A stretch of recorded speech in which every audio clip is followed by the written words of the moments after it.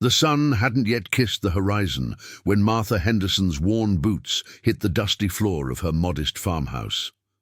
At 42, her hands bore the stories of countless harvests, cracked skin, permanent dirt under her fingernails, and calluses that spoke of a life spent fighting against the unforgiving Kansas prairie.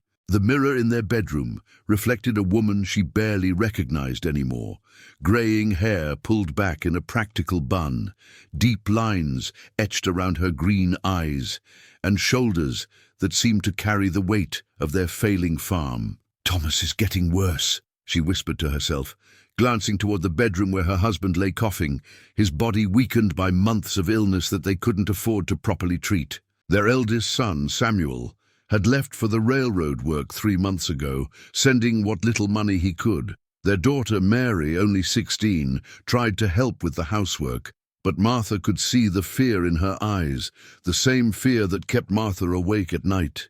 The drought had been merciless this year. Their wheat fields, once golden and proud, now stood as brown monuments to their desperation. The Henderson farm, which had been in Thomas's family for 3 generations, was drowning in debt.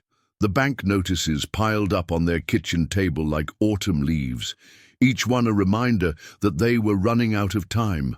Martha pulled her shawl tighter against the morning chill and stepped outside. The town of Millbrook lay 2 miles east, its church spire visible through the morning haze. It was a community of barely 300 souls, where everyone knew everyone's business, and secrets were as rare as rain. The Henderson family had always been respected. Thomas's grandfather had been one of the original settlers, helping to establish the first church and school. But respect didn't pay debts, and Martha felt the weight of curious stares every time she ventured into town for supplies they could barely afford. As she walked toward the barn to begin her morning chores, Martha noticed something odd. The barn door, which Thomas always secured tightly each night, was slightly ajar. A thin beam of sunlight cut through the opening, illuminating dancing dust particles in the still air. Strange, Thomas had been too weak to do the evening chores for weeks now, and Martha was certain she had closed and latched the door herself the night before. Her heart began to race as she approached the weathered wooden structure.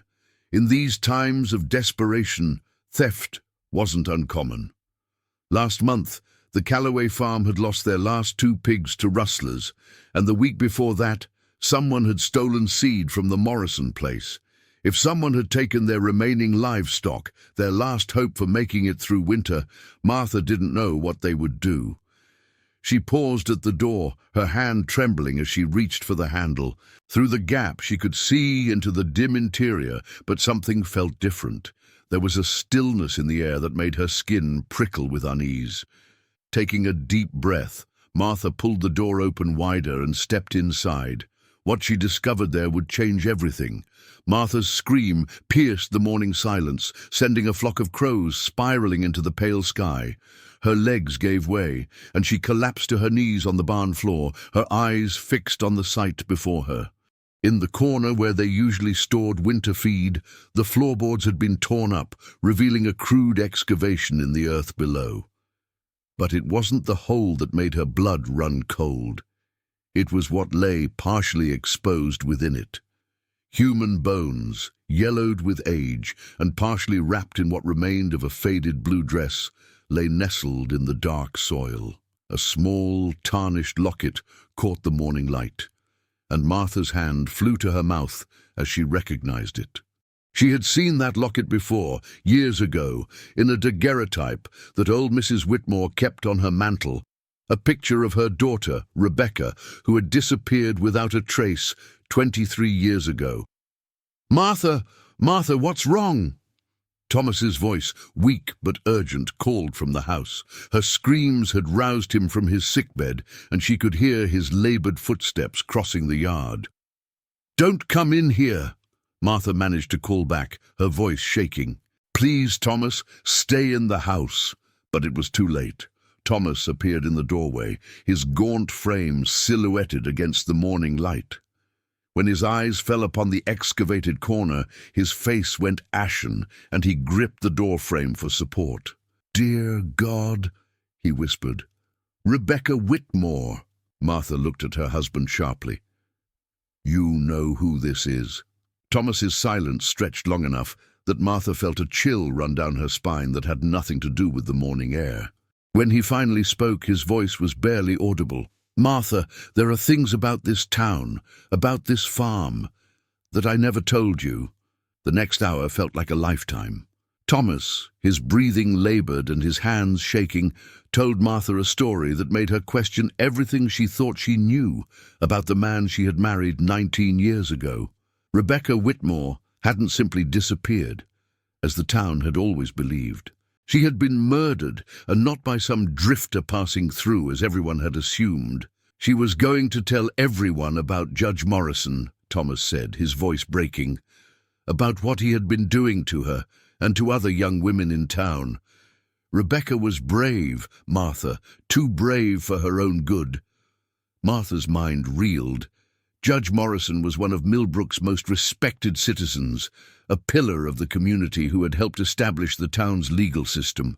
Even now, at 78, he commanded respect and fear in equal measure. "Morrison came to my father that night," Thomas continued. "Said Rebecca was spreading lies, that she was going to destroy a good man's reputation. My father believed him. When Rebecca came here, looking for shelter, looking for someone to help her."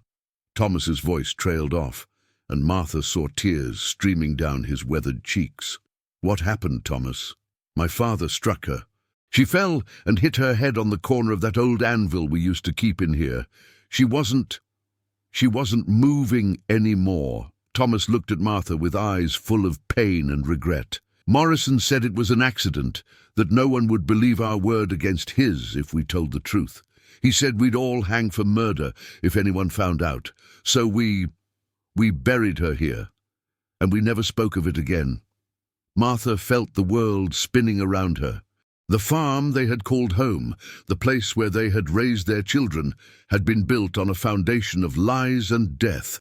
But worse than that was the realization of what this discovery meant for their already desperate situation. "Someone dug her up," Martha said slowly. "Someone knows." Thomas nodded grimly. "And whoever it is, they're not done with us yet." Word traveled fast in a town like Millbrook.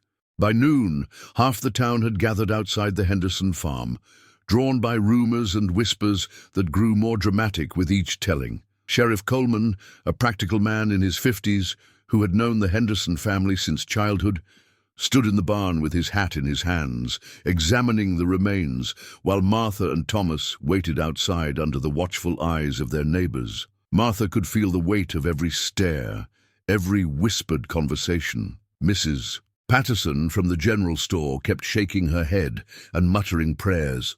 The Calloway brothers stood with their arms crossed, their faces hard with judgment. Even Pastor Williams, usually quick with words of comfort, seemed at a loss for what to say.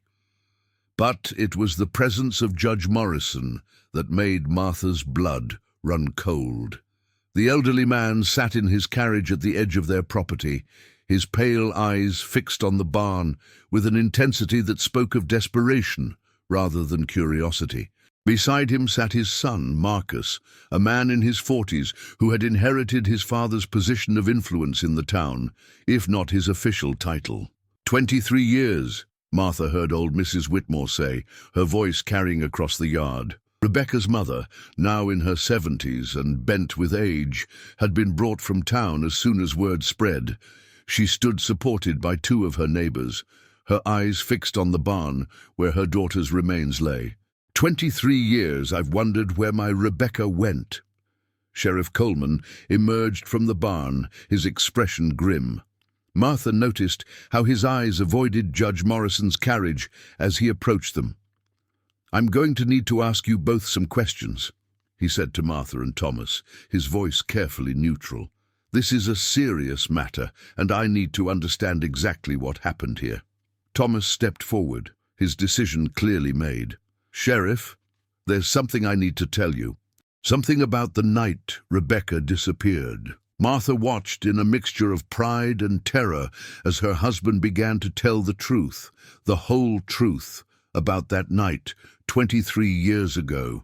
She saw how some faces in the crowd softened with understanding, while others hardened with judgment. She saw how Judge Morrison's face grew pale, and how his son Marcus began to look genuinely afraid for the first time in his privileged life. But what surprised Martha most was the reaction of the town's elders, the old-timers who remembered Rebecca Whitmore as a bright young woman with her whole life ahead of her. As Thomas spoke, tears began to flow down weathered cheeks. Mr. Hendricks, who ran the livery stable and was known for his stern demeanor, openly wept. Mrs. Sullivan, the town's strictest schoolteacher, had to sit down on a nearby crate, her hands covering her face. "She was just a child," Mrs. Whitmore said, her voice breaking. "My beautiful Rebecca was just trying to do what was right."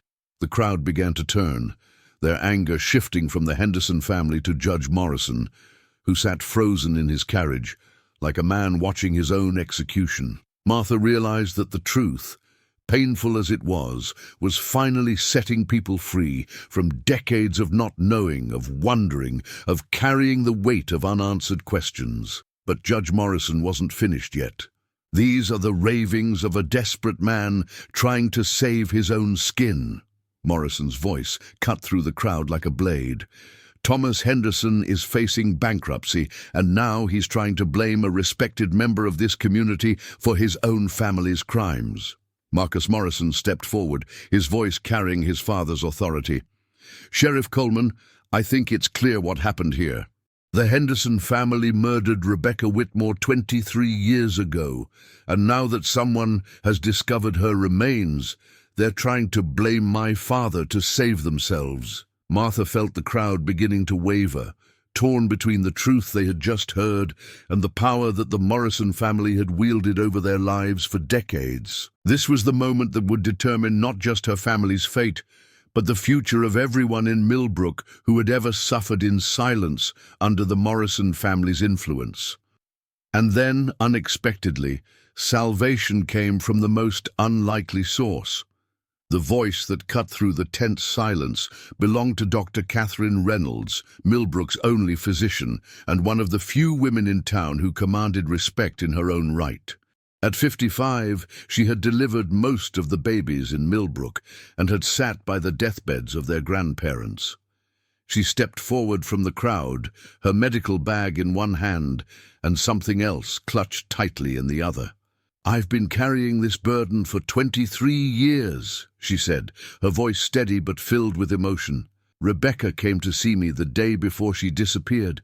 She was hurt, beaten, and she was pregnant." The crowd gasped collectively. Mrs. Whitmore's knees buckled, and she had to be supported by the women around her. Dr. Reynolds opened her hand to reveal a small piece of torn fabric. "She left this with me, torn from the clothing of her attacker. She made me promise that if anything happened to her, I would remember who was responsible." She looked directly at Judge Morrison. "I've been a coward for 23 years, afraid of what would happen to me, to my practice, to my life if I spoke up against you. But I won't let the Henderson family pay for your crimes." Martha watched as the fabric in Dr. Reynolds' hand caught the light. Expensive material, the kind only the wealthiest families in town could afford. Material that matched perfectly with the vest Judge Morrison wore even now. "She's lying," Marcus Morrison shouted, but his voice lacked conviction. Martha could see the fear in his eyes as he began to understand that his family's carefully constructed facade was crumbling. But Dr. Reynolds wasn't finished. "There's more," she said, reaching into her medical bag. "Rebecca wasn't your only victim, was she, Judge Morrison? Sarah Mitchell, who fell down the stairs and died in 1871. Emily Carson, who took her own life in 1874. How many others?" One by one, she pulled out small items, a button, a piece of jewelry, a torn photograph. Each one a testament to lives cut short, to suffering ignored, to truth buried beneath the weight of power and fear. The crowd's mood shifted completely. Martha watched as understanding dawned on face after face. The mysterious deaths that had occurred over the years, the young women who had suddenly left town or met tragic ends, the pattern that no one had ever dared to acknowledge. It all made sense now. Sheriff Coleman's hand moved to his gun as Judge Morrison tried to signal his carriage driver to leave. "I don't think so, Judge. You're going to stay right here while we sort this out."